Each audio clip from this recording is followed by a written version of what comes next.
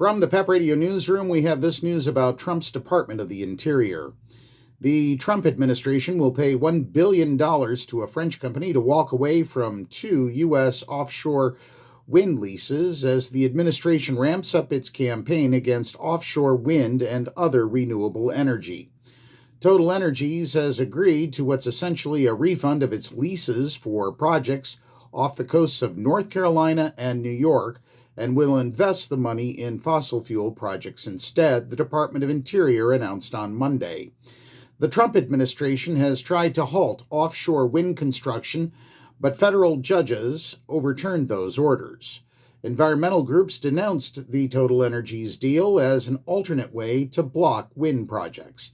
President Donald Trump has gone all in on fossil fuels, which he says is the way to lower costs for families, increase reliability, and help the U.S. maintain global leadership in artificial intelligence.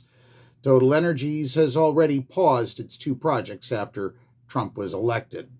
TotalEnergies pledged to not develop any new offshore wind projects in the United States. TotalEnergies CEO Patrick Pouyan said in a statement that the company renounced offshore wind development in the U.S. in exchange for the reimbursement of the lease fees, considering that the development of offshore wind projects is not in the country's interests.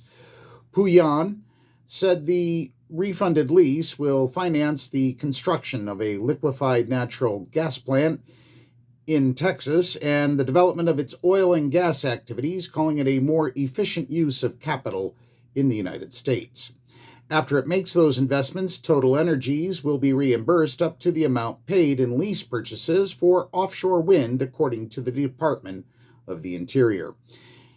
We welcome TotalEnergies' commitment to developing projects that produce dependable, affordable power to lower Americans' monthly bills while providing secure U.S. baseload power today and in the future, Interior Secretary Doug Burgum said in a statement. The Biden administration sought to ramp up offshore wind as a climate change solution. Trump began reversing U.S. energy policies his first day in office with executive orders aimed at boosting oil, gas, and coal. Globally, the offshore wind market is growing, with China leading the world in new installations. That's part 1 of this story. We'll have part 2 later this evening. From the PEP Radio Newsroom, I'm David Moore.